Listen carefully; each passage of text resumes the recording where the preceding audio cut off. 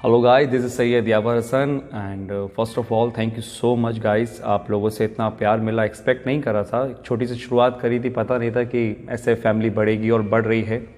Once again thank you so much. आप लोग मेरी वीडियोस देखते हैं, पसंद करते हैं, मुझे कमेंट्स में पता चलता है।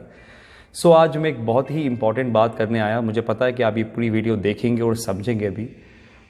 एक छोटा सा इंसिडेंट हुआ सुबह मेरे साथ, तो सोचा आपके साथ शेयर करूँ मैं नॉर्मली जिम आया था सुबह एंड मैंने अपने कैमरा स्क्रीन पर देखा, जो आप अभी इस स्क्रीन पर देख रहे हैं। एक बंदा था जो पार्किंग में आया और गाड़ी के पीछे कुछ करने लगा, तो मुझे लगा पता नहीं क्या कर रहा है, मैं देखूं ज़रा। मैं उसको देख ही रहा था कि मुझे समझ में आ गया कि ये नीचे से कुछ उठा रहा है, और जो वो उठा रहा है वो रोटी है।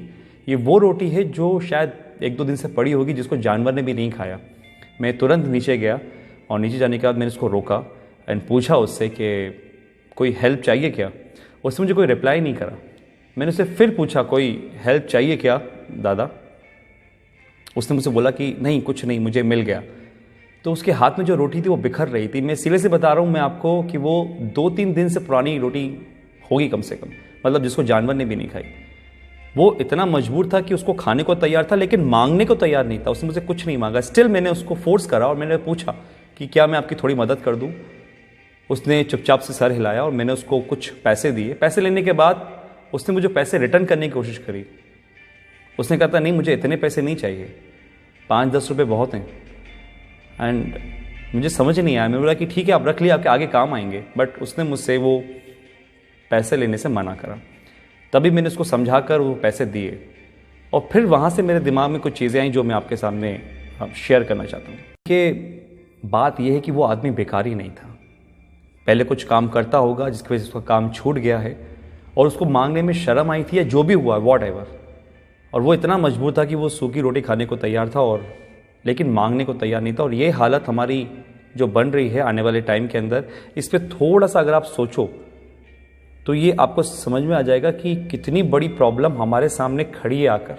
ये बात तो हो गई मौजूदा हालात की कि आदमी किस हद तक चला गया है। अब मैं इस कहानी को थोड़ा सा और आगे ले जाता हूँ। करते हैं डेविड क्लोरी की। बहुत से लोग जानते हैं डेविड क्लोरी को, लेकिन जो लोग नहीं जानते मैं उनको बता दूं कि 2017 में एक ट्रेलर आया था मूवी का, जिसका मूवी का नाम था ग्रे स्टेट। अब इसमें क्या नया है? नया ये था कि जब ये मूवी रिलीज़ होने वाली थी उसके कुछ टाइम पहले ही डेविड क्लोरी को उसकी वाइफ और उसके बच्चे के साथ गोली मार दी गई। रीज़न रहा होगा कि एक डायरेक्टर को उसकी बेटी और वाइफ के साथ मार दिया जाता है मूवी के रिलीज़ होने से पहले, और वो मूवी नहीं बनती है। ऐसा क्या दिखाना चाहते थे डेविड उस मूवी के अंदर जो 2017 में आनी थी? लेकिन उसका ट्रेलर ज़रूर आया था, और उस ट्रेलर के अंदर ऐसा कुछ दिखाया ज़रूर था जिसमें बताया गया था कि आने वाले टाइम के अंदर लोग एक दूसरे के पास जाने से थोड़ा डरेंगे, यानी कि सोशल डिस्टेंसिंग मेंटेन करेंगे। लोगों को एक घर में कैद कर दिया जाएगा, यानी कि लॉकडाउन होगा। ट्रांसपोर्ट सारी चीज़ें बंद कर दी जाएंगी, और कैश बिल्कुल नहीं होगा। उनके बॉडी में एक चिप इंसर्ट की जाएगी, जो जितने भी ट्रांजैक्शंस होंगे वो सब उस चिप से होंगे। ये तो सिर्फ एक ट्रेलर था जिसमें बताया गया था। बताना तो कुछ और चाहते थे, लेकिन उससे पहले ये मूवी और वो दोनों ही ख़त्म हो गए। 2017 में ही बिल गेट्स ने बोला था कि एक महामारी आने वाली है जिसके लिए हमें तैयार रहना चाहिए। और ठीक 18 अक्टूबर 2019 को बिल गेट्स ने एक मीटिंग में बोला कि अब जो वॉर होगी कंट्रीज़ के बीच में वो मशीन से नहीं होगी, वायरस से होगी। और अभी आप जानते हैं बिल गेट्स को लेके क्या कंट्रोवर्सी चल रही है।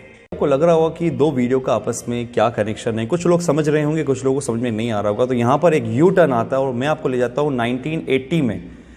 1980 के अंदर एक ऑर्गेनाइजेशन बनी जिसका मेन मकसद था इस पूरी दुनिया में एक पावर होना, यानी कि पूरी दुनिया को एक पावर चलाना।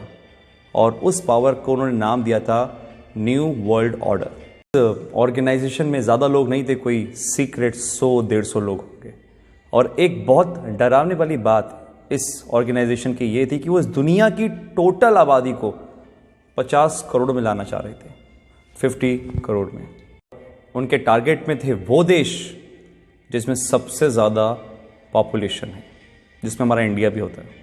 सब के लिए उन्होंने एक प्लान बनाया जिसका नाम था MMP, mind control, money control, population control. Control यानी कि आदमी खुद से कुछ ना सोचे, जो वो चाहें वो आप सोचो, माइंड कंट्रोल। और ये किसके थ्रू होता?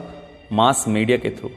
जो मीडिया में दिखाया जाएगा वो आदमी सोचेगा, और एक कल्चर ऑफ फेयर यानी कि एक डर का माहौल बनाना, क्योंकि डर एक ऐसी चीज़ है जो अगर दिमाग में बिठा दी जाए किसी की तो इतनी आसानी से निकलती नहीं है, और वो ऐसा हुआ है। आज बहुत से लोगों का माइंड कंट्रोल करती है मीडिया, जो वो बोलती है वो आप मानते हो। और कल्चर ऑफ फेयर, डर का माहौल, ये तो आपने देख ही रहा है जो आजकल चल रहा है। कंट्रोल यानी कि आदमी जितना हो सकता है लेस कैश, कैशलेस, या जितना हो सकता है टोटली डिजिटल, और वो आपके सामने ही है। आज हमारी डिजिटल करेंसी किस तरीके से बढ़ रही है आपको पता ही है। पॉपुलेशन कंट्रोल, और वो कैसे होगी? जिस देश की आबादी बहुत ज़्यादा, जहाँ पे बहुत सारे लोग हैं, क्योंकि एक देश की ताकत उसके लोग ही होते हैं, वहाँ की पॉपुलेशन ही होती है। तो उस पॉपुलेशन को कम करना, और आप कम करने का मतलब आई थिंक तो समझ चुके होंगे कि मैं क्या बोलना चाह रहा हूँ। इतनी बड़ी ऑर्गेनाइजेशन चला आ रहा है, कौन ये सब कर रहा है, ये सब आपको आने वाले टाइम में अंदर पता चल जाएगा।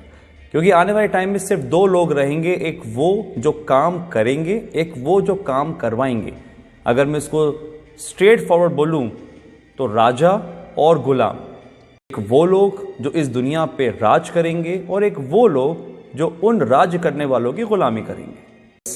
ऑर्गेनाइजेशन का एक एजेंडा था, एजेंडा 21, यानी कि 2021 तक इस काम को पूरा करना, और 2020 जब से स्टार्ट हुआ है, आपको पता है सब क्या हो रहा है।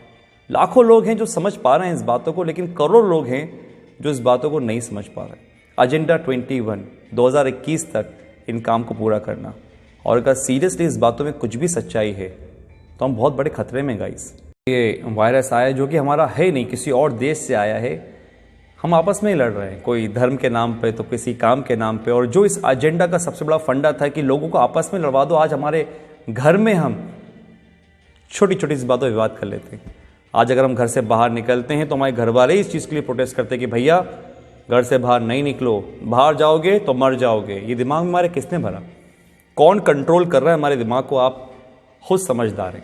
बहुत से लोग बोलेंगे कि यार ये तो कुछ कहानी जैसी लग रही है, तो कहानी सही, क्योंकि जो अभी मौजूदा हालात हैं कोरोना से लेकर, ये भी कोई फिल्म की स्टोरी से कम नहीं है, जो बढ़िया से स्क्रिप्ट करी गई है और बहुत अच्छी तरीके से प्ले हो रही है। मैं आता हूँ अपनी पुरानी वाली बात पर कि जो सुबह मेरे साथ इंसिडेंट हुआ कि एक मध्य वर्ग का आदमी जो लोअर मिडिल क्लास है, जो शायद कुछ भी काम करके काम चला रहा था, वो मांगने को नहीं तैयार है। वो 3 दिन पुरानी रोटी खा लेकर चुप कर उठाकर, लेकिन वो मुझसे पैसे लेने को तैयार नहीं था। मैंने फोर्सफुली उसको पैसे लिए थे। ये हालात है। तो एक मैसेज तो ये है कि अगर आपके आसपास कोई देखे जो हो सकता है मजबूर हो, लेकिन शर्म के मारे नहीं मांग पा रहा हो, तो उसकी आप ज़रूर मदद करिएगा। इतना तो हम लोग अंदाज़ा लगा लेते हैं कि कौन परेशान है कौन नहीं। दूसरी बात, अगर ये बात सही है कि जो 1980 में एक एजेंडा चला, एजेंडा 21, डर का बिजनेस, अगर ये सही है तो गाइस आप लोग समझिए, संदीप महेश्वरी, मिस्टर रॉय चौधरी, ऐसे बहुत से लोग हैं, बड़े बड़े डॉक्टर्स हैं जो आपको समझाने की कोशिश कर रहे हैं कि इसका मॉर्टेलिटी रेट बहुत कम है, 0.01%। 1000 में से एक इंसान मर रहा है, तो फिर किस बात का इतना हाहाकार मचा हुआ है? जस्ट बिकॉज ऑफ, क्योंकि हम जो न्यूज़ देखते हैं वो मीडिया से आ रही है। बात वही है, हमारे दिमाग को कंट्रोल करा जा रहा है, हमारे पैसों को कंट्रोल करा जा रहा है। आज हमारे पास इतनी आज़ादी नहीं है कि हम खुद का काम कर सकें। किसी के कहने पे हम दुकान खोलते हैं, किसी के कहने पे हम दुकान नहीं खोलते। ये हक हमसे छीन लिया गया है, पैसा कमाने का हमसे छीन लिया गया है। हम खुद से आज कुछ नहीं कर सकते। ये कहीं वो एजेंडा 21 तो नहीं? अगर है तो आज डर छोड़िए, अपनी इम्यूनिटी पे काम करिए, दिमाग लगाइए, लॉजिक समझिए।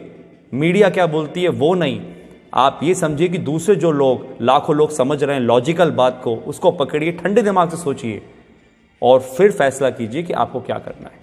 आप डरेंगे नहीं तो आप संभल जाएंगे, और अगर आप संभल गए तो ये देश बच जाएगा।